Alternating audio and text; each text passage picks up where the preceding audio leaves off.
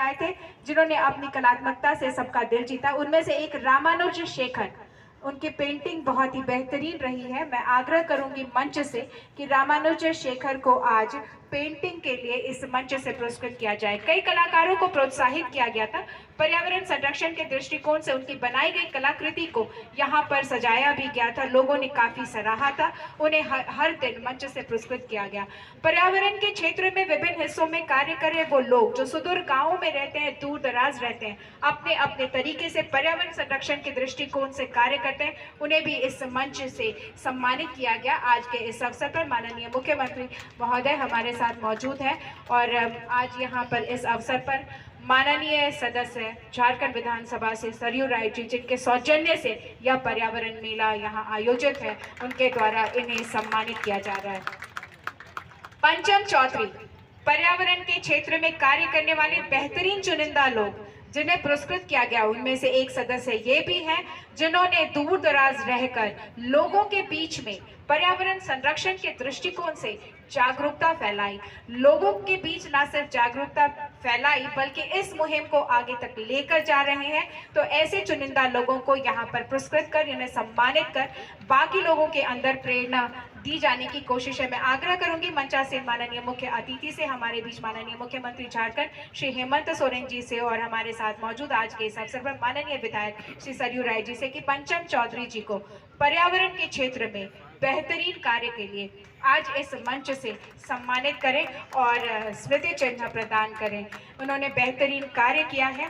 पर्यावरण संरक्षण यानी कि मेरे और आपके जीवन का संरक्षण, वाकई ये कार्य एक बहुत ही नेक नियति से किया गया कार्य है और ऐसे में ऐसे व्यक्तित्व को, ऐसे व्यक्तियों को सम्मानित करना जो दूर दराज रहकर विषम परिस्थितियों में भी इस सोच को आगे तक लेकर जा रहे हैं। बहुत बहुत धन्यवाद मंचासीन माननीय अतिथियों का कि आज उन्होंने इन्हें सम्मानित किया। बहुत बहुत धन्यवाद आपका। यह मंच है और इस मंच पर हम विभिन्न विचारों को सुनने के लिए लोगों को आमंत्रित करते हैं। बड़े ही हर्ष का विषय है कि आज झारखंड की पूरी सरकार हमारे साथ यहाँ बैठी है और उसमें भी विधानसभा के अध्यक्ष। वाकई ये हम सबके लिए हर्ष का विषय है कि हमारे साथ आज माननीय अध्यक्ष झारखंड विधानसभा श्री रविंद्र नाथ महतो जी मौजूद हैं। मैं उनसे सादर निवेदन करूंगी कि चंद शब्दों में आज इस संदर्भ में अपने विचार हम सबके समक्ष व्यक्त करें।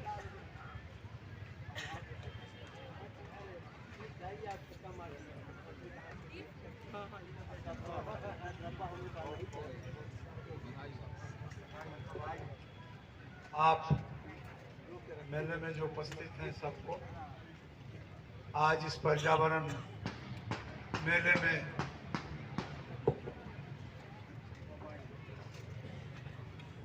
पर्यावरण मेला की समापन समारोह यानी विदाई की वेला में इस मंच पर उपस्थित हमारे झारखंड राज्य के लोकप्रिय और दूरदृष्टि रखने वाला माननीय मुख्यमंत्री हेमंत सोरेन जी और वर्षों से पर्यावरण और प्रकृति के बीच सोचने वाले वरिष्ठ विधायक आदरणीय सरयू राय जी हमारे साथ, बैरमो के युवा विधायक जयमंगल जी, हमारे यहाँ के लोकप्रिय विधायक माननीय समरी लाल जी, डॉक्टर लंबोदर महतो जी, तीजन बाई जो पद्म भूषण प्राइज से विभूषित हैं, पर्यावरण मेला आयोजन के सचिव अंशुल शरण जी, युगांतर भारती के अध्यक्षा श्रीमती मधु जी, पर्यावरण मेला के सह संयोजक आशीष शीतल मुंडा जी, प्रेस मीडिया के साथियों, उपस्थित देवियों और सज्जनों, सबको मेरे तरफ से धन्यवाद और जोहार। साथी, आज मेले के रूप में ही हो, लेकिन जिस विषय को लेकर के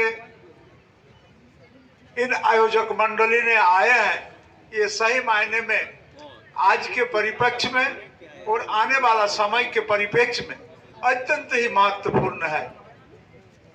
हम सारे लोग वाकिबहाल हैं, सारे लोग जानते हैं कि हमारा प्रदेश का, देश का, दुनिया का पर्यावरण का जो स्थिति है ये दिन व दिन बदतर होते जा रहा है और बिगड़ते जा रहा है, और इसका परिणाम जीव जगत और वनस्पति जगत दोनों के ऊपर पड़ रहा है। आज हम डेवलपमेंट के विकास की इस दौर में प्रकृति का जो दोहन कर रहा है, और ये दोहन इतना ज्यादा कर रहा है जो प्रकृति का जो संतुलन है, इसका जो बैलेंस है, ये इम्बैलेंस होने जा रहा है। प्रकृति का जो संतुलन ये बिगड़ रहा है। आपने देखा होगा कि पहले समय पर वर्षा होता था, समय पर गर्मी आती थी। आज अगर आप देखेंगे तो देखिए समय से पहले ही बरसात शुरू हो गया और समय से पहले समाप्त भी हो गया। लोग ठीक ठाक ढंग से खेती भी नहीं कर पा रहे हैं। गर्मी का भी वही हाल है, जिस समय गर्मी आना चाहिए था उस समय गर्मी आ नहीं पा रहा है। ठंडा का मौसम में भी आप देखिए, ठंडा या तो पहले आ गया या तो बाद में आ गया।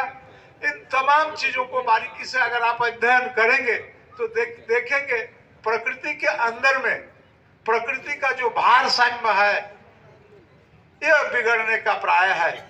और इसलिए सिर्फ हमारा प्रदेश ही नहीं, देश ही नहीं, बल्कि पूरा विश्व चिंतित है। और आज इस पर्यावरण को सुरक्षित रखने का उत्तरदायित्व हम तमाम लोगों का है। वर्तमान पीढ़ी के जो लोग हम लोग हैं, आज हम लोग प्रकृति का हर चीज को दोहन करके जो हजारों साल तक चलने वाला चीज है उसको इस्तेमाल करके अभी ये समाप्त कर देंगे तो हमारे बाद जो पीढ़ियां आने वाली है उनका क्या परिस्थिति होगा, उनका क्या स्थिति होगा। आपने देखा होगा कोरोना काल के समय में प्राण वायु के कारण लोग त्राही त्राही कर रहे थे। देश के और विदेश के विभिन्न जगहों में ऑक्सीजन का अभाव होने लगा। हमारा राज्य इससे उबर करके हमारे माननीय मुख्यमंत्री जी मेहनत करके इन प्राण वायु का व्यवस्था किए और अपना प्रदेश के लोगों को बचाने के साथ साथ दूसरे प्रदेश और दूसरे जगह भी इस प्राण वायु को भेजने का काम किए और बचाने का काम किए। इसी तरह से आज नदी, नाला, पहाड़, पर्वत सारे चीज पर अतिक्रमण भी हो रहा है और सिर्फ एक स्पेसीज, सिर्फ मानव के द्वारा तमाम चीजों पर क्षति पहुंचाया जा रहा है। जंगल कटे जा रहा है, पहाड़ तोड़े जा रहा है, बड़े बड़े चट्टानों को टुकड़ों में हजारों हजार टुकड़ों में बदल करके रख दिए जाते हैं। इन तमाम विषय का जो प्रकृति के साथ रिलेशन है, प्रकृति के साथ जो संपर्क है, प्रकृति के साथ जो संबंध है, ये बिगड़ रहा है। और ये बिगड़ने के चलते आज हम विभिन्न तरह के कैलामिटीज से जूझ रहे हैं। आपको स्मरण होगा कि आज से 50 साल पहले, 100 साल पहले लोग स्वास्थ्य लाभ करने के लिए रांची में रहने के लिए आते थे। हमको लगता है आज 100 साल पहले जितने सारे लोग स्वास्थ्य लाभ के लिए रांची आते थे, आज हमको लगता है कि उसके प्रतिशत में बहुत ज्यादा प्रतिशत घट गया है। बहुत चंद लोग ही रांची आया करते हैं। इसका मतलब साफ है कि उस समय रांची का जो परिवेश था, आज वह परिवेश रांची के अंदर में नहीं रहा। इसलिए लोग स्वास्थ्य लाभ के लिए रांची नहीं आ रहे हैं। इसलिए इस मेले के माध्यम से इस महत्वपूर्ण विषय को हम तमाम लोगों को जानकारी देने के लिए हमारे इस आयोजक मंडली ने जो इस आयोजन का काम किया है, निश्चित रूप से ये सराहने के लोग हैं। अथक मेहनत करके आपको आने वाला समय के लिए पर्यावरण बिगड़ने से क्या क्या प्रभाव पड़ेगा, प्रकृति में क्या क्या परिवर्तन आने वाला है, क्या क्या चेंजेज होने वाला है, तमाम विषयों को के बारे में आपको जानकारी देने का काम किया।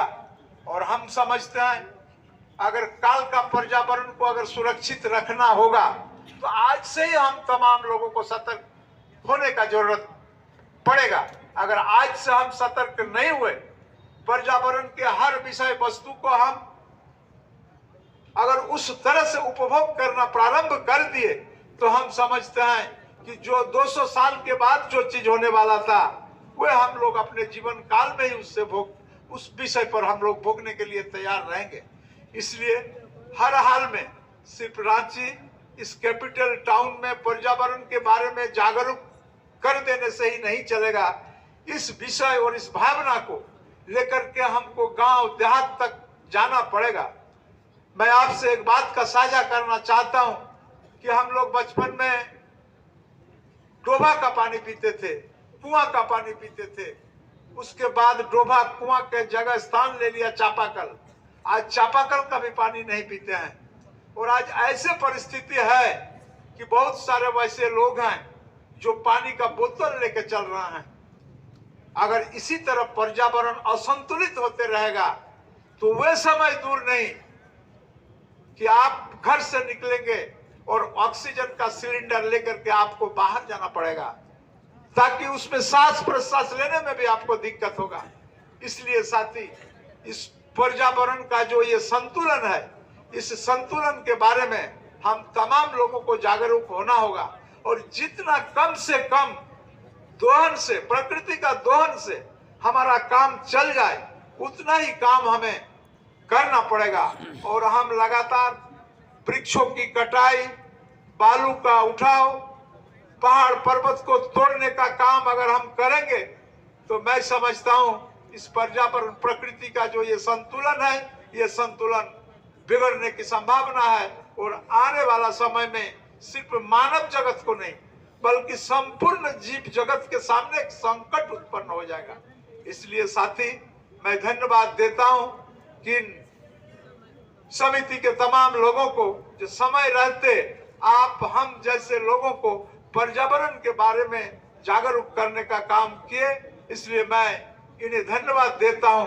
और विशेष करके आप तमाम लोग मेला देखने के क्रम में पर्यावरण के बारे में जो आज बैठ करके एक दूसरे से संपर्क स्थापित करने का काम किए, इसलिए आप तमाम श्रोताओं को भी मैं अपने तरफ से ढेर सारे शुभकामनाएं और धन्यवाद देता हूं। अंत में आप तमाम लोगों को जोहार करते हुए मैं अपना संक्षिप्त वाणी को समाप्त करता हूं। जय हिंद, जय झारखंड, जोहार जन्म दिशा। बहुत बहुत धन्यवाद आपका। जिस प्रकार हमारे लिए जल, जंगल, जमीन जरूरी है, जलवायु जरूरी है, वातावरण जरूरी है, पर्यावरण जरूरी है, उसी तरह एक स्वस्थ समाज भी जरूरी है। और उस स्वस्थ समाज की नींव कहीं ना कहीं हम सब मानते हैं कि हमारे पारंपरिक गीत, संगीत और नृत्य से जुड़ा हुआ है। हमारी लोक संस्कृति, हमारे लोक नृत्य हमें जीवंत बनाए रखते हैं और साथ ही साथ खुशहाल बनाए रखते हैं इस पर्यावरण को और हमारे जीवन को। ऐसे में हम सब के लिए अपार हर्ष का विषय है और हम सब आह्लादित हैं कि आज हमारे बीच एक ऐसी कलाकारा यहाँ मौजूद हैं जिन्होंने न सिर्फ इस राज्य का, राष्ट्र का, बल्कि अंतर्राष्ट्रीय पटल पर यहाँ की संस्कृति का भी एक परचम लहराया है। तो आज इस मंच पर हमारे साथ मौजूद है पद्म विभूषण श्रीमती तीजन बाई जी। मैं माननीय मुख्यमंत्री झारखंड श्री हेमंत सोरेन जी से आग्रह करूंगी कि ये झारखंड राज्य का सौभाग्य है कि पांडवानी का जो गायन है वह सबको सुनने का मौका मिलेगा और एक पद्म विभूषण गायिका हमारे बीच मौजूद है। तो आज के लिए बस इतना ही दोस्तों। आज इनका सम्मान इस मंच पर हो। इनका सम्मान कला का सम्मान है, कला की देवी, यह कला की प्रतिरूप, प्रतिमूर्ति हमारे साथ मौजूद है।